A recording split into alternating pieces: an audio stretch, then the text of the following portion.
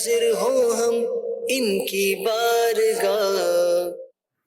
الحمدللہ رب العالمین والصلاة والسلام علی سید المرسلین، اما بعد فاعوذ باللہ من الشیطان الرجیم، بسم اللہ الرحمن الرحیم، والصلاة والسلام علیک یا رسول اللہ وعلی آلک واصحابک یا حبیب اللہ، الصلاة والسلام علیک یا نبی اللہ وعلی آلک واصحابک یا نور اللہ۔ مدنی چینل کے ناظرین، پروگرام ہے دارالفتاء اہل سنت، اس میں آپ کو خوش آمدید کہتے ہیں، مرحبا کہتے ہیں۔ اول تاخیر ہمارے ساتھ پروگرام میں آپ شامل رہیں، انشاءاللہ العزیز بہت سے شرعی مسائل سوال جواب کی صورت میں سیکھنے کو ملیں گے۔ آج کے ہمارے مہمان ہیں مفتی محمد حسان عطاری صاحب، ان کو بھی خوش آمدید کہتے ہیں۔ کیسے مزاج گرم؟ ماشاء اللہ۔ ابتداً درود پاک کی فضیلت ہمارے پیارے نبی صلی اللہ علیہ وآلہ وسلم کا فرمان عظمت عالی شان ہے، ان اول الناس بی یوم القیامہ اکثرہم علیہ صلاۃ، قیامت کے دن میرے سب سے زیادہ قریب ترین وہ ہوگا جو مجھ پر کثرت سے درود پڑھتا ہوگا۔ صلو علی الحبیب صلی اللہ تعالی علی محمد صلی اللہ علیہ وآلہ وسلم۔ اپنے سوالات کی طرف بڑھتے ہیں اور دیکھتے ہیں ناظرین کیا پوچھنا۔ میرا نام محمد مدثر ہے۔ میرا مفتی صاحب کی بارگاہ میں سوال عرض یہ ہے کہ اگر ماں باپ نماز کے دوران بلائیں تو ماں باپ کو جواب دینے کے بارے میں شرعی حکم کیا ہوگا؟ جزاک اللہ خیرا۔ نماز کے بارے میں عام طور پہ مشہور بھی اس حوالے سے، لیکن اس کی کیا توجیہ ہے، کس حوالے سے آپ کیا فرمائیں؟ بسم اللہ الرحمن الرحیم۔ دیکھیں، ایک تو ہوتا ہے بالکل معمولی سا بلانا، اور ایک بلانا ہوتا ہے کہ جو معمولی نہیں ہوتا بلکہ لگتا ہے کہ اپنی کسی حاجت کے لیے بلا رہے ہیں۔ تو اب اس میں پھر مختلف صورتیں ہوتی ہیں کہ ماں باپ کو معلوم ہے یا نہیں ہے کہ یہ نماز کے اندر ہے۔ اگر معلوم نہیں ہے ان کو اور اسے پتہ ہے کہ میں کوئی ایسی خاص حاجت نہیں ہے، نماز پوری کر کے بھی میں ان کو جواب دے دوں گا، تو جواب نماز مکمل کر کے پھر ان کو جواب دے دے، ان کے کام کو مکمل کرے۔ اور انہیں معلوم ہے کہ یہ نماز میں پھر بھی وہ اپنی ایسی انداز میں بلا رہے ہیں کہ جس سے حاجت سخت معلوم ہوتی ہے، تو پھر حکم یہ ہے کہ نماز توڑ کر ان کو جواب دے۔ مطلقاً نہیں ہے، اس کی کافی ساری صورتیں ہیں، توڑنے کی اجازت دی گئی ہے، لیکن ہر معمولی پکار کے اوپر نہیں، ہر صورت کے اندر نہیں دی گئی۔ اور بہرحال اس کی اہمیت بہت زیادہ ہے۔ احادیث صحیحہ کے اندر، صحیح بخاری شریف کے اندر اور کئی کتابوں کے اندر جریج نامی راہب کی یہ روایت موجود ہے کہ جس نے بہت بڑا راہب تھا، عبادت گزار تھا پچھلی امتوں کے اندر بنی اسرائیل میں، تو ایک بار اپنے عبادت خانے کے اندر یہ عبادت کر رہا تھا، تو اس کی ماں نے آ کے اسے پکارا، تو یہ نماز پڑھ رہا تھا، تو اس نے کہا کہ اللہ میری نماز اور میری ماں۔ ماں نے پھر پکارا، اس نے پھر یہی اللہ کی بارگاہ میں عرض کی کہ میری نماز اور میری ماں۔ پھر تیسری بار ماں نے پکارا، اس نے جواب نہیں دیا ماں کو، اور اللہ کی بارگاہ میں یہ کہا کہ میری نماز اور میری ماں، یعنی میں کیسے نماز کو توڑ کے ماں کو جواب دوں؟ تو اس کی ماں نے اس کو بد دعا دی کہ جریج اس وقت تک نہ مرے جب تک کہ زانیہ عورتوں کا چہرہ نہ دیکھ لے۔ تو پھر ایک واقعہ طویل ہے کہ اس کے اوپر الزام لگا اور لوگوں نے اس کا جو عبادت خانہ تھا اسے توڑ ڈالا، اور پھر اس کے بعد بچے نے اس کی پاکیزی کی گواہی دی، یعنی پاکیزہ تھا، اس نے کوئی غلط کام نہیں کیا تھا، لیکن اس کے اوپر غلط الزام لگا، تو چھوٹا بچہ تھا، اس نے اس کی گواہی دی کہ یہ الزام ہے اس کے اوپر، یہ بے گناہ ہے، اور جو گناہ گار ہے وہ کوئی اور ہے۔ تو پھر لوگوں نے اس سے معافی مانگی اور اس کے لیے کہا کہ ہم سونے اور چاندی کا آپ کے لیے عبادت خانہ بنا دیتے ہیں، لیکن اس نے کہا جیسے پہلا بنا ہوا تھا ویسے بنا دو۔ لیکن وہ جو اس کی ماں نے بدوا دی تھی وہ رنگ لائی، اور اس نے یعنی علماء نے یہ لکھا ہے کہ یعنی اس کی وجہ سے اس کو یہ ہوا، اور فرمایا کہ اگر جریج فقی ہوتا، سمجھدار ہوتا، علم فکر رکھتا، تو پھر وہ اپنی ماں کو جواب دیتا کہ ماں کی حاجت شدید تھی اور اس موقع پر اس کو نماز توڑنے کا یہ حکم تھا۔ بہار شریعت کے تیسرے حصے میں مفسدات نماز ہیں، وہاں آخر میں اس کی مکمل ڈیٹیل لکھی ہوئی ہے کہ کس صورتوں کے اندر آپ نماز کو توڑ سکتے ہیں۔ ماں باپ کا یا دادا دادی کا یا کسی غیر کا آواز دینا، پکارنا، اس پر بعض صورتیں ہیں کہ توڑنے کی اجازت دی ہے، بعض میں منع کیا۔ یعنی کسی اور کو بھی ایسی جان کے خطرے ہیں، یا پتہ ہے جیسے اس میں مسائل بیان کیا، کوئی نابینا آ رہا ہے، کچھ ایسا ہے، کہیں کنویں میں گر جائے گا، کوئی اور اس طرح کی مختلف جو مواقع ہیں آج کل کے دور میں اعتبار سے دیکھیں تو بعض اوقات آگ کے ایسے واقعات ہو جاتے ہیں، یا چولہا ہے، اور بچوں کے حفاظت کے حوالے سے بھی اس طرح کی صورتیں پیش آ سکتی ہیں۔ بالکل آ سکتی ہیں، اور توڑنے کی بھی اجازت دی ہوئی ہے، کیونکہ کسی اپنی جان بچانے کے لیے،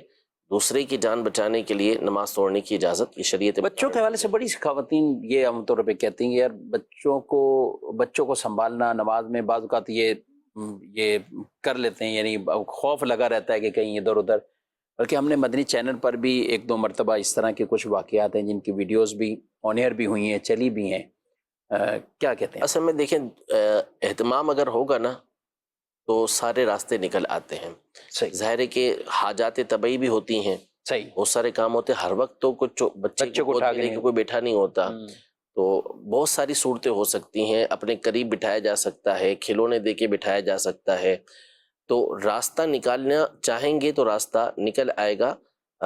ایسا نہیں ہے کہ بچوں راستہ کی نکل ہی نہیں موجودگی کے اندر جو ہے وہ نماز نہ پڑھی جا سکتی ہو. چھوٹے گھروں کے اندر بھی، بڑے گھروں کے اندر بھی نماز پڑھنے والیاں نماز پڑھتی ہیں اور بچوں کا اہتمام بھی وہ کرتی ہیں. تو کوئی نہ کوئی صورت ہر کوئی اپنے لحاظ سے نکال سکتا ہے اور بچوں کی حفاظت کا بھی انتظام کر سکتا ہے، نماز بھی ادا کر سکتا ہے. ایس ایم ایس کی طرف بڑھتے ہیں، اور ایک سوال ہے کہ طلاق یافتہ عورت بھی عدت کے دوران گھر سے باہر نہیں نکل سکتی؟ شاید انہوں نے یہ سمجھا ہے کہ یہ بیوہ کے لیے یہ احکامات ہیں. عدت کا مطلقاً حکم یہ ہے کہ کسی بھی طرح کی عدت ہو، چاہے وہ طلاق کی عدت ہو، چاہے وہ وفات کی عدت ہو، ہر صورت میں عورت کے لیے حکم یہی ہے کہ اس نے اپنے گھر کے اندر ہی عدت گزارنی ہے. عدت وقت کا نام ہے جو گزرتی رہے گی، اور عدت کے احکام میں سے ایک حکم یہ ہے کہ اس نے اپنے گھر کے اندر رہنا ہے. جب تک شریعت مطہرہ اس کو اجازت نہیں دے گی اس وقت تک اسے گھر سے باہر نکلنے کی اجازت نہیں ہے. تو ایسا نہیں کہ گھر کے اندر رہنا یہ صرف بیوہ کے لیے ہو، بلکہ اگر طلاق ہوئی ہے اللہ نہ کرے تو پھر بھی اس صورت میں گھر کے اندر ہی اس نے وقت گزارنا ہے. جی مزید سوال. اگر مرغی جو اذان دیتی ہے یہ صحیح ہوتا ہے یا نہیں؟ جی یہ مرغی کا اس لیے پوچھ رہے ہیں، مرغا تو مشہور ہے اذان دیتا ہے، تو مرغی نے اگر دینا شروع کی خطرہ کوئی ہوگا؟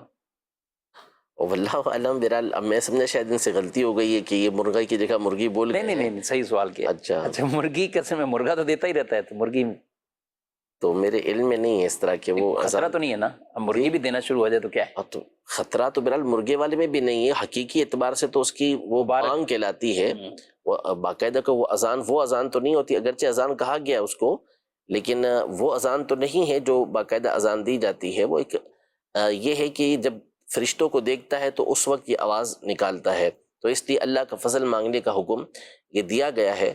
تو اگر مرغی بھی آواز نکالتی ہے تو بدشگونی لینے کی تو ویسے اجازت نہیں ہے. اچھا شگونی لیں گے کہ اس نے بھی فرشتوں کو دیکھا ہوگا جس کی وجہ سے اس نے آواز نکالی ہے. جی مزید سوال. میرا نام عبد الرحمان اتاری. مفتی صاحب کی بارگاہ میں میرا سوال عرض ہے، بچوں کے اسکارف کے لیے ہم ڈمی استعمال کرتے ہیں چہرے والی، تو اس کے لیے ہمیں شرعی حکم کیا ہے؟ استعمال کر سکتے ہیں یا نہیں کر سکتے؟ جی یہ جو ڈمی بنائی جاتی ہے اس میں باقاعدہ خد و خال پورے ہوتے ہیں، یعنی باقاعدہ ایک جیسے بت ہوتا ہے ویسا اس کو بنایا جاتا ہے، اور اس میں بعض اوقات کپڑے پہنائے جاتے ہیں، بعض اوقات اوپر اسکارف ہوتے ہیں. تو ہرگز ایسی ڈمی بنانے کی اجازت نہیں کہ جس میں باقاعدہ پورا چہرہ بنا ہوا ہوتا ہے، چاہے وہ چھوٹی بچی ہی کا کیوں نہ ہو. ہاں اگر چھوٹے بچی کا اس طرح کی ڈمی بنائی ہے، اسٹیچو اس کا بنایا ہے، اور اس کے چہرے کو بالکل سپاٹ کیا ہوا ہے، نہ اس پہ آنکھیں نہ ناک اور کچھ بھی نہیں ہے، صرف اسکارف کو شو کرنے کے لیے اسے رکھا ہوا ہے اور اس کے اوپر وہ اسکارف لگا دیا ہے، تو شرعاً یہ جائز ہو جائے گا. ہاں لیکن جو بڑے خواتین کا بعض اوقات یہ بناتے ہیں اس میں بھی بعض اوقات چہرہ تو سپاٹ کر دیتے ہیں، لیکن جس طرح کا وہ بنا ہوا ہوتا ہے پورا صحیح نہیں ہوتی، تو وہ بالکل درست نہیں ہوتا. اس کو بنانے کی بھی شرعاً اجازت نہیں ہے. چہرے کے حوالے سے تو وہ یوں کر لیا کہ چہرہ پلین ہے اور اس میں کوئی کسی طرح کے خد و خال ظاہر نہیں ہے، وہ تو جائز کی صورت میں ہی ہے، لیکن بقیہ پوری ڈمی وہ ٹھیک نہیں. اس طرح ٹھیک ہے، ظاہر سے جو محاسن ہوتے ہیں عورت کے جو چھپانا ضروری ہوتا ہے اس کو وہ اس انداز میں ظاہر کرتے ہیں کہ جو بالکل بھی درست طریقہ کار نہیں ہے. ٹھیک. مزید سوال. جہاں پہ میت ہوتی ہے اکثر وہاں پہ 10ویں 40ویں جیسا برسی کا کھانا ہوتا ہے، اور رشتہ دار وہاں پہ پہنچتے، تو کیا رشتہ دار کا کھانا جائز ہے؟ جی 10ویں 40ویں یہ کھانا جو دعوت کا ممنوع ہے وہ تیجے تک ممنوع ہے. یہ 3 دن یہ سوگ کے دن ہوتے ہیں، اور اس میں دعوت کی حیت کا بنا لینا کہ جس سے لگے کہ یہ دعوت ہو رہی ہے یہ ناجائز ہے، اس کی شرعاً اجازت نہیں ہے. جو امیر لوگ ہیں وہ اس کا کھانا نہیں کھائیں گے، انہیں کھانے کی اجازت نہیں ہے. ہاں اگر اس میں کوئی ایصال ثواب کے لیے باقاعدہ اہتمام کرتا ہے اور واضح کر دیتا ہے کہ یہ ہے ہی ایصال ثواب کے لیے، جس سے کسی طرح بھی ایک ایسا معلوم نہیں ہوتا کہ یہ دعوت ہے، تو پھر اس صورت میں کسی ولی اللہ کا مثال کے طور پر ان کا فاتحہ کر لیا، ایصال ثواب کی مجلس کر لی، محفل کر لی، تو پھر اس صورت میں یہ جائز ہو جائے گا. 3 دن کا تو یہ حکم ہے. باقی رہا اس کے بعد 10واں 40واں 20واں یا برسی وغیرہ جو ہوتی ہے، اس میں جو کھانا کھلایا جاتا ہے، اس کے کھانے میں غریب اور امیر دونوں کھا سکتے ہیں. کھلانے سے جو مقصود ہوتا ہے وہ ایصال ثواب کرنا ہوتا ہے کہ غربا لوگ کھائیں اور ان کا دل خوش ہو، تو یہ چیز غریبوں سے زیادہ حاصل ہوتی ہے. ظاہر ہے کہ امیر کو عام طور پہ ملتا ہے، غریب کو کم ایسی چیزیں ملتی ہیں، تو جب وہ کھائیں گے تو ان کا دل زیادہ خوش ہوگا، اس سے زیادہ ثواب بندے کو ملے گا. تو اس میں بھی بہتر یہ ہے کہ غریب ہی کھائیں، ایسے لوگ کھائیں جو مستحق ہوں. لیکن اگر ایسے لوگ بھی کھاتے ہیں کہ جو امیر ہیں، جو غیر مستحق ہیں، تو بھی ان کے کھانے کے اندر حرج نہیں ہے، وہ کھا سکتے ہیں. ایصال ثواب کا یہ جی ٹھیک ہے. اور میلاد شریف کے کھانے میں کوئی امیر غریب وہ تو اس کا کوئی ہے ہی نہیں، وہ تو ہوتا برکت کے لیے ہوتا ہے، ٹھیک. اور برکت کا ہر ایک محتاج ہے، چاہے وہ امیر ہو چاہے غریب ہو، تو اس کے کھانے میں تو کوئی حرج نہیں ہے، اور اس میں کوئی منع بھی نہیں کرتا. تمام کے لیے مکس ہی ہوتا ہے، غریب امیر سب کو کھلایا جاتا ہے. ٹھیک ہے. ایک سوال ہے کہ مختلف قسم کی ایپس ہیں اور ان کے ذریعے ارننگ ہوتی ہے، تو ایپ کے ذریعے پیسے کمانا، یعنی اب اس میں ہم کیا کہیں. مسئلہ یہ ہے کہ جو ایپس ہوتی ہیں وہ سینکڑوں قسم کی ہیں اور آئے دن نئی سے نئی آتی رہتی ہیں. لوگ چونکہ اب اس کے ذریعے سے ارننگ کچھ نہ کچھ ہو جاتی ہے، تو بڑی تعداد ہے کہ جو اس کے اندر مبتلا ہوتی ہے. تو ہم مطلقاً اس کے بارے میں کچھ نہیں کہہ سکتے کہ یہ ناجائز یا جائز، جب تک کہ اس کی تمام ٹرمز اینڈ کنڈیشن معلوم نہ ہو جائیں، تمام شرائط ہمیں معلوم نہ ہو جائیں کہ کس طرح کی ہیں، اس سے پہلے ہم اس کا کوئی جواب نہیں دے سکتے. عام طور پہ جب بھی کوئی اس طرح کی جس کی ڈیٹیل بھی آتی ہے، دارالتعلیم سنت سے فتاویٰ بھی مختلف انداز سے جاری بھی ہوئے ہیں، امیزون کے ذریعے سے بھی، مختلف ایپس پر بھی، تو جب آپ ان کی پوری کنڈیشن پڑھتے ہیں یا سنتے ہیں یا دیکھتے ہیں تو فتویٰ کس صورت میں یعنی بہت زیادہ تو ناجائز ہی ہوتا ہے. اور اصل میں اس کی بنیادی وجہ یہ ہے کہ دیکھیں ایسی چیزیں آپ کو حکومتی سطح پر نہیں ملیں گی. یعنی اس کو باقاعدہ کوئی حکومت کے طور پر اس کو کوریج دی جا رہی ہو یا اس کی جو ہے وہ ایڈورٹائزمنٹ کی جا رہی ہو، ایسا نہیں ہوتا. اور جو بڑے کاروباری افراد ہوتے ہیں وہ کبھی بھی اس کی پذیرائی بھی نہیں کرتے، کیونکہ اصل میں ان کے ذریعے عام طور پر ابتدا کے اندر تو بڑا نفع دکھایا جاتا ہے، لیکن یہ غبارے کی طرح پھولتے جاتے ہیں اور ایک وقت آتا ہے کہ پھٹتے ہیں.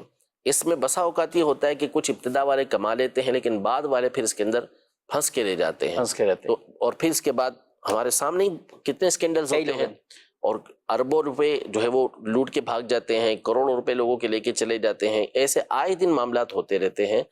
تو جو طریقہ عام طور پہ رائج ہے نا، اسی کو اختیار کرنا چاہیے. کاروبار جو ہوتا ہے یہ رزق کا نام ہے، اس کے بغیر آپ کا کاروبار نہیں چلتا. کہ بس آپ یہ سوچیں کہ میں راتوں رات امیر ہو جاؤں، میں بیٹھے بیٹھے اتنا کمانے لگوں.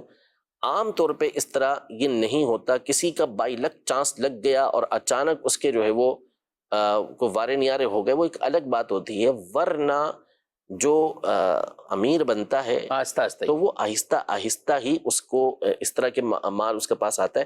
یہ بھی میں اس اعتبار سے بات کر رہا ہوں کہ جو دنیا کمانا چاہتا ہے، دنیا میں اس طرح کرنا چاہتا ہے. ورنہ بہرحال دنیا اتنی ہی کمانی چاہیے کہ جس سے بندہ دوسروں کا محتاج نہ ہو، اپنی جائز حاجات کو پورا کر سکے، اپنے بچوں کی حاجات کو پورا کر سکے، دوسروں کے سامنے اسے ہاتھ پھیلانے کی ضرورت نہ پڑے. لیکن اب اس کے پیچھے ایسا پڑ جانا کہ جس کی وجہ سے اپنی آخرت کو بھول جائے، ایسا کسی مسلمان کے لائق نہیں ہے کہ وہ اس طرح کرے. اپنی آخرت کی تیاری بھی ساتھ ساتھ بلکہ زیادہ کرنی چاہیے. ہاں دنیا بالکل کمانی چاہیے، لیکن اتنی کہ جس کے ذریعے سے آپ کی حاجتیں پوری ہوں اور آپ کسی کے سامنے محتاج نہ ہوں، نہ یہ کہ آپ کی زندگی کا مقصد ہی صرف اور صرف یہ بن کے رہ جائے. صحیح. جی مزید سوال. کوشچن ہے کہ میت کو قبرستان لے جاتے وقت میت کے ساتھ کس جانب ہونا چاہیے؟ مزید. مفتی صاحب یہ ارشاد فرمائے کہ پیٹرول جو ہم ڈلواتے ہیں تو ہم پیسوں پہ ڈلواتے ہیں تو ہمیں لگتا ہے کہ کم ہوتا ہے، تو ہم لیٹر کے حساب سے ڈلواتے ہیں، 2 لیٹر 4 لیٹر. تو اس میں کچھ پیسے ایسے ہوتے ہیں کہ ان کے پاس کھلے نہیں ہوتے، یا وہ یہی کہتے ہیں کہ نہیں ہے کھلے، تو ہم چھوڑ دیتے ہیں 4 روپے 5 روپے اسی طرح 6-7 روپے. تو یہ چھوڑنا کوئی مسئلہ تو نہیں ہے ہمارے لیے؟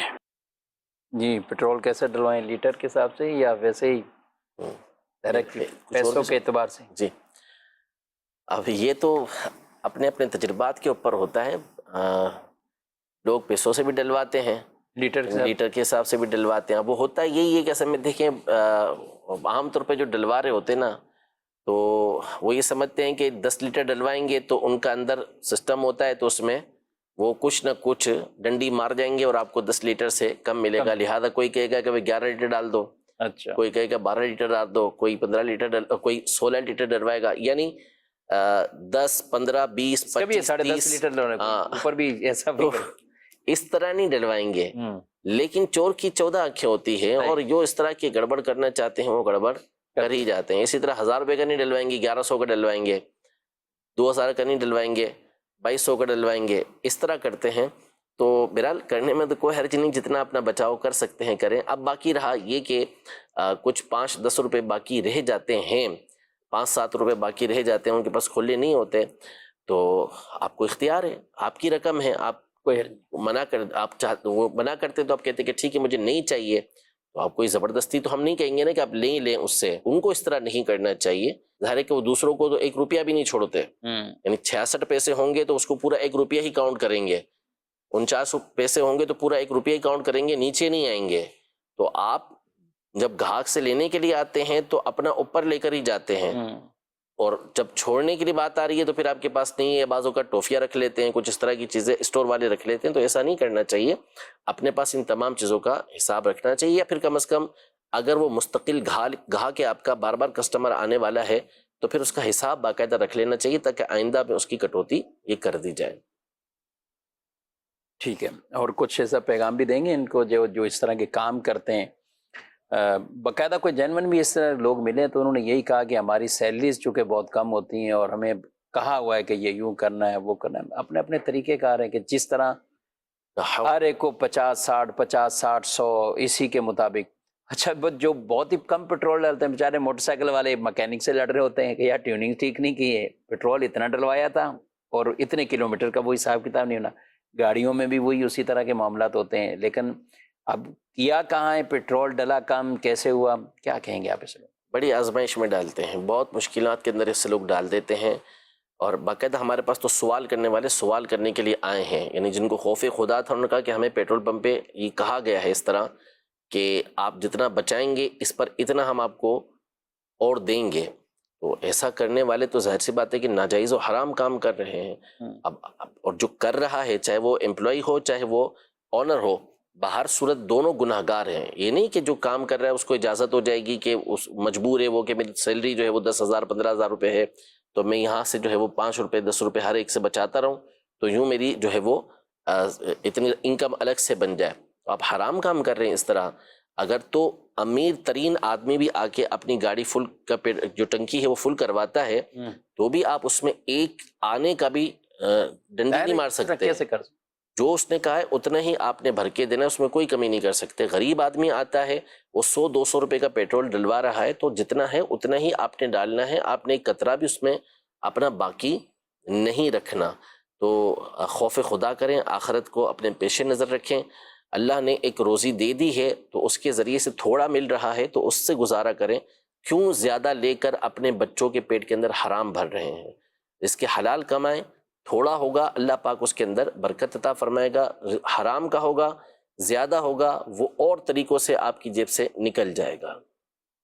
ٹھیک ہے. اور اس میں نیچے والا جو طبقہ ہے تعاون بھی نہیں کرنا چاہیے نا، بڑا والا. انہی کی بات کر رہا ہوں نا کہ وہ کہیں کہ جی ہماری سیلری کم ہے تو ہم اس میں سے، وہ بعض اوقات تو یہ آخری کا ہوتا ہے نا تو اس کو دبا کے نکلتا ہے کچھ. اب یہ جو موٹر سائیکل والے ہوتے ہیں ظاہر سی بات ہے کہ ہمارے یہاں جو حالات ہیں بہت کم سامنے، تو آپ دیکھا روڈ کے اوپر وہ بعض اوقات لٹا کر بھی جو ہے بالکل ایسے چلا رہے ہوتے ہیں. تو ان کے لیے تو تھوڑا سا پیٹرول بھی ایک اہمیت رکھتا ہے. اور آپ جو ہے وہ پہلے سے دبا دیتے ہیں یا جو بھی آپ کا ٹرک ہے اس کے ذریعے سے آپ اس کو روک دیتے ہیں کہ تھوڑا بہت پیٹرول اس کے اندر رہ جاتا ہے. یہ باقاعدہ بتانے والوں نے بتایا ہے. تو اس کا مطلب ہے کہ آپ نے کچھ نہ کچھ پیٹرول تو اس کا روک لیا. اور یہ اس طرح کے اصل میں جو اب کراچی شہر کی بات کریں تو ہر ایک کے گھر کے اندر بھی ایسی گنجائش نہیں کہ بائک اپنے گھر میں کھڑی کرے. فلیٹ سسٹم ہے یہ وہ، بائکیں بھی نیچے. ان کی مجبوری ہوتی ہے بیچارے، بعض تو ایک تعداد زیادہ ڈلواتے بھی نہیں اس لیے، اور نیچے کیونکہ چوری کر کے چلے نیچے جاتے چوری، وہاں بھی محلوں میں گلیوں میں بھی یہی سلسلہ، اسی طرح لاک لگا لیں، جو بھی لگا لیں، تو بائکوں سے پیٹرول اس طرح ہو گیا۔ تو یہ بڑا بالکل ایک نپا تلا سا کہ بھائی وہاں تک جانا ہے تو یہ اتنا اور ظاہر ہے کہ جس کی سیلری ہوتی اتنی ہے کہ اس کو پورا مینٹین کر کے رکھنا پڑتا ہے کہ مجھے کتنا کس میں خرچ کرنا ہے، کتنا کس میں خرچ کرنا ہے، پورا بجٹ ان کا بنا ہوا ہوتا ہے۔ تو خدا کا خوف کرنا چاہیے، اللہ سے ڈرنا چاہیے، اور کل بروز قیامت ایک ایک قطرے کا حساب آپ کو دینا پڑے گا۔ جی مزید سوال۔ مفتی صاحب سے میرا سوال یہ ہے، جو لوگ کہتے ہیں جمعۃ المبارک کو اگر 3 جمعے جس مسلمان نے نہیں پڑھے وہ مسلمان نہیں رہتا، اس کے بارے میں رہنمائی فرما دیجیے۔ کیا جمعۃ المبارک کو ایک نیکی 70 گنا زیادہ ثواب ملتا ہے؟ اگر ٹیلی تھون ایک دے گا 70 کا ثواب ملے گا، اس کے بارے میں رہنمائی فرما دیجیے۔ جمعے 3 رہ جائیں، پہلے تو اس پہ بات کریں۔ دیکھیں جمعے 3 رہ جائیں تو اس کے بارے میں حدیث پاک کے اندر یہ ہے کہ اس نے اسلام کو اپنے پیٹھ پیچھے پھینک دیا۔ ایک روایت کے اندر ہے کہ پے در پہ 3 یعنی مسلسل 3 جمعے جس نے نہیں پڑھے تو اس کے دل پر مہر لگا دی جاتی ہے۔ مختلف وعیدیں ایسے افراد کے اوپر آئی ہیں، لیکن یہ اہل سنت کا متفق علیہ مسئلہ ہے کہ جو گناہ ہے، گناہ کرنے کی اجازت نہیں، کبیرہ گناہ ہو صغیرہ گناہ ہو، گناہ کرنے کی اجازت نہیں، لیکن گناہ کرنے کی وجہ سے کوئی مسلمان یہ دائرہ اسلام سے خارج نہیں ہوتا، اسلام کے دائرے کے اندر ہی رہے گا جب تک کہ وہ دین کی ضروری باتوں میں سے کسی بات کا انکار نہ کر دے۔ نماز کسی نے نہیں پڑھی، سخت گناہگار ہے، نافرمان ہے، ناشکرہ ہے، جو اللہ پاک کی ناشکری کر رہا ہے، نافرمانی کر رہا ہے، لیکن وہ کافر نہیں۔ ہاں اگر وہ نماز کی فرضیت کا انکار کر دیتا ہے کہ نماز کو فرض ہی نہیں مانتا، تو پھر اس صورت میں وہ کافر ہو جائے گا کہ اب وہ دین کی ضروری بات کا انکار کرنے والا ہو جائے گا۔ تو اگر کوئی 3 جمعے کو حقیر سمجھتے ہوئے کہ جمعے کی نعوذ باللہ کوئی حیثیت ہی نہیں ہے، یا جمعے کو فرض نہ سمجھے حالانکہ اس پر فرض ہو، تو پھر اس صورت کے اندر وہ دائرہ اسلام سے خارج ہوگا، ورنہ دائرہ اسلام سے خارج نہیں ہوگا۔ ہاں سخت گناہگار ضرور ہے، اندیشہ اس بات کا ضرور ہے کہ اس کا ایمان کہیں چھین نہ لیا جائے، لیکن اس کو ہم کہیں گے مسلمان ہی۔ ٹھیک ہے، اور ہو بھی جمعہ، یعنی بعض اوقات یہ اس طرح کے لوگ بھی پریشان ہو رہے ہوتے ہیں کہ جو کہیں مسافر ہیں، جی یعنی آپ باہر ہی رہتے ہیں کہ ادھر جا رہے ہیں ادھر جا رہے ہیں، یا ان کی کنڈیشن مسافر والی ہے، یا کہیں ہیں بھی، بعض اوقات بیرون ملک سے بھی اس طرح کے مسائل ہوتے ہیں کہ وہاں پہنچنا اور یہ سب، تو کیا کہیں گے آپ؟ جس پر جمعہ فرض ہے، میں نے عرض کیا کہ جس پر جمعہ فرض ہے اور پھر وہ یہ کہے کہ مجھ پر جمعے کی فرضیت کا انکار کرے، تو پھر اس صورت میں یہ حکم ہوگا۔ وہ جو ترک کر رہا ہے، یعنی ایسے مسافر وہ بھی بعض اوقات ڈر رہے ہوتے ہیں، مسافر کے اوپر جمعہ نہیں ہے، پڑھے تو اچھا ہے، ثواب ملے گا اس کو، لیکن اگر مسافر نے جمعہ نہیں پڑھا تو اس کے اوپر کوئی الزام نہیں ہے، وہ ظہر کی نماز پڑھ لے گا، اس کا فرض ادا ہو جائے گا۔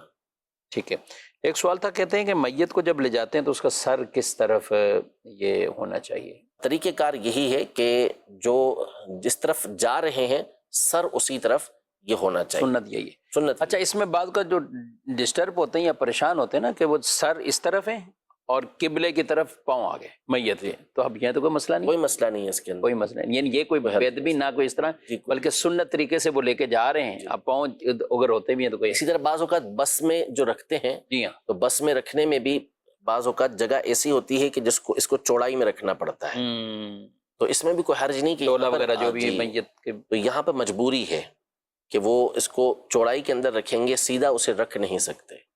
صحیح۔ آج ہی مجھے کسی نے، آج اسے بات ہو رہی تھی تو وہ کہہ رہے ہیں کہ جب سے یہ بس سسٹم یا یہ والے آئے میت کو، اس میں ہمارے مسلمانوں میں یہ کندھوں پہ اٹھانے والا عمل وہ تھوڑا سا کم نہیں ہو گیا؟ اچھا، انہوں نے اپنا ایک وہ ظاہر کیا کہ مفتی صاحب اگر آج سے ہم 30 سال پیچھے جائیں یا 25 سال پیچھے نا، تو اس وقت بھی بسیں تھیں، ایسا نہیں کہ نہیں تھی، لیکن لوگوں کا ذہن تھا کہ بس تھوڑی سی دور کھڑی کرتے تھے تاکہ کندھوں پہ اٹھائیں، اور وہ کبیرہ گناہوں کی بشارت بھی ہے کہ معاف ہو جائیں گے، یہ ثواب یہ حاصل ہوگا۔ اب لوگ اس طرف بہت کم، یعنی میت کو کندھا دینے میں بہت سست ہو گئے ہیں، کیا کہتے ہیں؟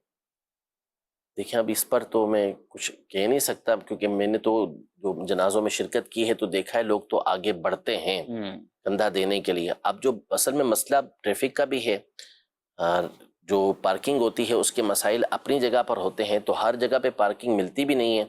بعض مقامات ایسے ہوتے ہیں جیسے فضان مدینہ کے اندر ہی نماز جنازہ ہوتی ہے بعض اوقات، تو بس وہ باہر کھڑی ہوتی ہے، وہ روڈ تک جانے، روڈ پہ جانا ہوتا ہے لے کے، تو اتنا چل کے جاتے ہیں۔ بعض اور مساجد میں دیکھا ہے کہ وہاں پہ بسیں دور دور ہوتی ہیں، ہونی چاہیے، مطلب کندھا دینا چاہیے، ظاہر ہے جتنا ممکن ہو، جتنا ممکن لیکن ہو اصل میں وہی ہے نا کہ دفنانا بھی جلدی ہے، دیر نہیں کرنی اس کے اندر، تو یہ سنت کو بھی پیش نظر رکھنا چاہیے۔ ٹھیک ہے، اس میں بظاہر کوئی زیادہ فرق اب پڑے گا؟ پہلے ہو سکتا ہے، ممکن ہے، لیکن اب اصل میں مسئلہ ہے کہ شہر بھی تو بڑے سے بڑے شہر بڑے ہو گئے، اور یہ اور بھی ٹریفک جیم، پھر اس کے بعد دیگر مسائل یہ الگ ہوتے ہیں۔ 25-30 سال پہلے دیکھیں اور اب دیکھیں، روڈ تو وہی ہیں، ٹریفک کے مسائل اور بڑھ گئے گاڑیوں کے، اور یہ سب۔ چلیں جی، ایک اور سوال ہے ایس ایم ایس پہ یہ موصول ہوا ہے، انعامت والی کمیٹی ڈالنا کیسا ہے؟ آگے کچھ انہوں نے لکھا نہیں ہے، انعامت والی کمیٹی یہ کوئی الگ سے کمیٹی ہے؟ یہ انعامات والی کیا اس میں کمیٹی اس کی تھوڑی ڈیٹیل آپ بتایا کریں، جب اس طرح کی کوئی بعض مشہور ہوتی ہیں، بولی والی کمیٹی جائز نہیں ہے، اسی طرح کچھ اور جس میں کوئی ایکسٹرا چیزیں ہیں، تو یہ انعام بھی لگتا ہے ایسا ہی ہے کہ کوئی نہ کوئی چیزیں اور بھی اس میں ساتھ شامل ہیں۔ لیکن عام طور پر نارمل جو بی سی ہے کمیٹی ہے، جس میں جتنے بھرے اتنے مل جائیں گے، چاہے فوراً نمبر نکال لیے یا پہلے سے ہی متعین کر لیا کہ فلاں کا چھٹا ہے، چوتھا ہے، پانچواں ہے، دوسرا، تیسرا، تو یہ ٹھیک ہے، اس میں کوئی حرج والی بات نہیں ہے۔ نارمل کمیٹی ہے، 5 لاکھ ہیں تو 5 لاکھ ہی سب کو ملیں گے، 2 لاکھ ہیں تو 2 لاکھ ہی سب کو ملیں گے، اور ایک ساتھ اور اتنی ہی ان کو بھرنی ہے، اس میں بھی کمی بیشی والا معاملہ نہیں۔ یہ تو نارمل کمیٹی۔ اب اس میں کچھ ساتھ اور چیز آپ نے ایڈ کی ہے، تو یہ جن کے لیے بھی آپ نے مسئلہ پوچھا ہے، تو دارالتعلیم سنت سے آپ اس کی رہنمائی حاصل کریں۔ ان نمبرز پر جب بھی آپ کو دن کے اندر کوئی بھی شرعی مسئلے کی حاجت ہے، ضرورت ہے، تو ان نمبرز پر آپ اپنے سوالات پوچھ سکتے ہیں۔ دن میں 10 بجے سے لے کر 4 بجے تک یہ نمبرز ہمارے آن ہوتے ہیں۔ یہ نمبرز آپ اپنے اسکرین پر آپ دیکھ رہے ہیں، ان کو آپ اپنے پاس سیو کر لیجیے۔ ٹیلی تھون کے حوالے سے انہوں نے پوچھا تھا، جمعے کو یقیناً ثواب تو زیادہ ہی ہے نیکی کا، یعنی اگر کوئی شخص جمعے کے دن ایک نیکی کرتا ہے تو اس کو 70 گنا ثواب ملتا ہے، لیکن یہ کہ نیکی کا حسن یہ ہے کہ اسے فوری کر لیا جائے۔ فاستبقوا الخیرات، نیکیاں کرنے کے اندر جلدی کرو، آگے سے آگے بڑھو، تو جتنی جلدی ممکن ہو بندے کی جب نیت ہو تو نیکی کر لینی اسے چاہیے۔ ہو سکتا ہے کہ زندگی ساتھ نہ دے، نیکی کر گئے تو وہ قبر کے اندر آپ کو کام آئے گی۔ بڑھ چڑھ کر دعوت اسلامی کا جو ٹیلی تھون ہو رہا ہے، اور یقیناً دعوت اسلامی کی جو خدمات ہیں وہ ہر ایک پر ظاہر و باہر ہیں کہ کس طرح قرآن و سنت کی اور امت کی دعوت اسلامی خدمت کر رہی ہے، تو ہر نیک جائز دینی اصلاحی فلاحی روحانی خیر خواہی کے کام، ان میں تمام کاموں میں کے اندر دینے کی نیت سے ٹیلی تھون کے اندر آپ حصہ ملائیں، اور ایک یونٹ جو ہے وہ 10,000 روپے کا پاکستانی 10,000 روپے رکھا گیا ہے، جس کے لیے جتنا زیادہ سے زیادہ ممکن ہو وہ اس کے اندر ضرور اپنا حصہ ملائیں، انشاءاللہ اس کا فائدہ دنیا اور آخرت دونوں کے اندر آپ کو حاصل ہوگا۔ جی مزید سوال۔ میرا نام نعمان علی اتاری ہے۔ میرا سوال یہ ہے کہ جس طرح انبیاء کرام علیہ السلام اپنی قبروں میں زندہ ہوتے ہیں، تو اسی طرح کیا اولیاء کرام بھی اپنی قبروں میں زندہ ہوتے ہیں؟ حیات اولیاء، جی دیکھیں، نیک مومن کی جو قبر ہوتی ہے اس میں بھی اللہ پاک کی رحمت سے جسموں کے زندہ ہونے کے واقعات یہ مشاہد ہیں، یعنی یہ کوئی ایسی بات نہیں کہ جس کو دیکھا نہ گیا ہو۔ اب بھی بعض اوقات ایسا ہوتا ہے کہ برسوں کے بعد قبریں کھل رہی ہوتی ہیں اور اللہ پاک نے ان کے جسموں کو سلامت رکھا ہوا ہوتا ہے، تو اولیاء کے جسموں کو بھی اللہ پاک یہ سلامت رکھتا ہے۔ اسی طرح جو حفاظ ہیں، جو قرآن پر عمل کرنے والے ہیں، ان کے جسموں کو بھی سلامت رکھتا ہے۔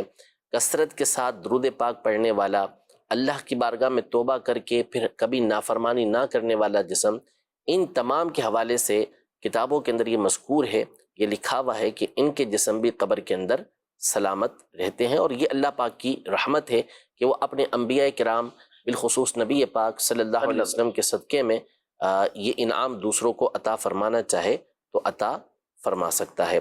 تو ایسے واقعات اب بھی ہمارے سامنے، یعنی اب تو بالکل واضح ہو گیا نا کہ اب آج کے دور کے اندر ایسی قبریں کھلیں جس کے اندر لوگوں نے دیکھا، اور پچھلی کتابوں کے اندر بھی بزرگوں کے ایسے واقعات موجود ہیں، مستند کتابوں کے اندر موجود ہیں۔ جسم سلامت ہونا ایک حیات کے حوالے سے، جیسے سوال ان کا نا حیات نبی اور حیات، جی اسی طرح جو حیات کا معاملہ ہے تو دیکھیں روح تو کبھی نہیں مرتی، ٹھیک، روح ہمیشہ یہ زندہ رہتی ہے. روح کے مرنے کا قول کرنا یہ تو گمراہی ہے. موت جو نام ہے وہ روح کے جسم سے جدا ہونے کا نام ہے. اس کے بعد جو روح ہے اس کا تعلق جسم کے ساتھ رہتا ہے، حتیٰ کہ کافر کا بھی رہتا ہے. اس کی روح کا بھی تعلق اس کے جسم کے ساتھ ختم نہیں ہوتا. جو عذاب ہوتا ہے یہ جسم اور روح دونوں کے اوپر ہو رہا ہوتا ہے. اسی طرح نیک لوگوں کے اوپر جو انعام ہوتا ہے تو وہ جسم اور روح دونوں کے اوپر ہوتا ہے. یعنی ایسا نہیں کہ اکیلی روح کو سکون مل رہا ہے، لطف مل رہا ہے. اسی لیے تو دیکھیں کہ جسم ہوتا ہے قبر کے اندر، روح کسی بھی مقام پر ہو. جو مختلف احادیث کے اندر مختلف جو ہے وہ روحوں کے بارے میں ہے کہ کہاں کون سی روح رہے گی. تو پھر بھی جب بندہ قبر پر جاتا ہے تو قبر کے اندر جو مردہ ہوتا ہے وہ اس کو پہچانتے ہی، حدیثوں کے اندر موجود ہے. صحیح. سلام کرتا ہے تو اس کے سلام کا جواب دیتا ہے، وہ اس کا قریبی ہوتا ہے تو اس سے اس کو انسیت حاصل ہوتی ہے. تو یہ ساری چیزیں روح کے ذریعے ہوتی ہیں. وہ روح کا تعلق ہوتا ہے اس جسم کے ساتھ، جس کی وجہ سے جسم جو ہوتا ہے آنے والے کو پہچان رہا ہوتا ہے. تو حیات یہ تو ہر ایک کے لیے ثابت ہے. اب ہر ایک کے درجے کے مطابق پھر اس کے لیے حیات ثابت ہوتی ہے. سب سے اعلیٰ اور عرفہ جو حیات ہے وہ انبیاء کرام علیہم السلام کی، شہداء کرام سے بھی بڑھ کر حیات ہے. سبحان اللہ. اور نبی پاک صلی اللہ علیہ وسلم نے تو واضح طور پر جب درود پاک کے حوالے سے بیان کیا تو صحابی نے جو عرض کیا تھا جی کہ آپ جب قبر میں تشریف فرما ہوں گے تو کیا اس وقت بھی یہ آواز پہنچے گی آپ، یعنی آپ کا لوگوں کا درود اسلام آپ تک پہنچے گا. تو نبی پاک صلی اللہ علیہ وسلم نے واضح طور پہ فرما دیا کہ ان اللہ حرم علی الارض ان تأکل اجساد الانبیاء، کہ بے شک اللہ پاک نے زمین پر اس بات کو حرام کر دیا کہ وہ انبیاء کے جسموں کو کھائے. سبحان اللہ. بلکہ بخاری شریف کے اندر موجود ہے کہ حضرت سیدنا عمر بن عبدالعزیز رضی اللہ تعالی عنہ یا کسی اور کے دور کے اندر قبر انور ہے، اس کی دیوار گر گئی تھی، ایک پاؤں ظاہر ہو گیا، نبی پاک صلی اللہ علیہ وسلم پاؤں ظاہر ہوا. تو لوگ دہشت کے اندر آ گئے کہ یہ پاؤں کس کا ظاہر ہوا، کہیں نبی پاک صلی اللہ علیہ وسلم کا مبارک پاؤں نہ ہو. تو پھر حضرت سعید بن مسیب رضی اللہ تعالی عنہ نے پہچان لیا کہ یہ حضرت عمر کا پاؤں ہے. اللہ بالکل پاؤں بالکل سلامت تھا، وہ حیات تھے، اس حیات تھے. سبحان اللہ سبحان اللہ. کیوں نہ ہو نبی پاک صلی اللہ تعالی علیہ وآلہ وسلم. آپ خود فرمائیں کہ میں موسیٰ علیہ السلام کی قبر کے پاس سے گزرا، وہ اپنی قبر میں نماز پڑھ رہے تھے. الانبیاء احیاء فی قبورہم یصلون، فرمایا کہ انہیں وہ نماز بھی پڑھتے ہیں، اور پھر اللہ انہیں یہ طاقتیں بھی عطا فرماتا ہے، جہاں چاہیں وہ تصرف بھی فرمائیں اور وہاں جہاں بھی سکیں. ہمارا یہ عقیدہ ضرور ہے کہ رسول اللہ صلی اللہ تعالی علیہ وسلم جسم مبارک کے ساتھ اپنے مزار پر انوار میں تشریف فرمائیں، اور جہاں چاہیں اللہ کی عطا سے وہاں جا سکتے ہیں. یہ نہیں ہے کہ ہر جگہ آپ موجود ہیں، ہر محفل میں آپ باقاعدہ تشریف فرما ہوتے ہیں اور جاتے ہیں جسم مبارک کے ساتھ. یہ نہیں، علم کے ساتھ سب کو مشاہدہ فرما رہے، پوری کائنات کو مشاہدہ فرما رہے ہیں، اور ہماری آوازوں کو، ہماری فریادوں کو وہ باقاعدہ سنتے ہیں. میرے امام اعلی حضرت فرماتے ہیں دور و نزدیک کے سننے والے وہ کانے لالے کرامت پہ لاکھوں سلام. سبحان اللہ. کثرت سے درود و سلام پڑھیں اور ان نیتوں اور عزائم کے ساتھ پڑھا کریں کہ میرے آقا صلی اللہ علیہ وسلم ہمارے درود کو سنتے ہیں، اور آپ صلی اللہ علیہ وسلم پر درود پیش بھی کیا جاتا ہے، فرشتوں کے ذریعے بھی آپ کی خدمت میں پیش کیا جاتا ہے. اور یہ بھی ہے کہ آپ درود پاک سنتے ہیں، ہماری آوازیں ان تک پہنچتی ہیں. اللہ پاک ہمیں عمل کی توفیق دے. پروگرام کا وقت اپنے اختتام کو پہنچائے. اللہ عمل کی توفیق دے. آمین بجاہ نبی. ہادیوں رہنما ہمارے علماء، ہو کبھی درپیش جو کوئی مسئلہ، پوچھ لے حاضر ہوں ہم ان کی بارگاہ.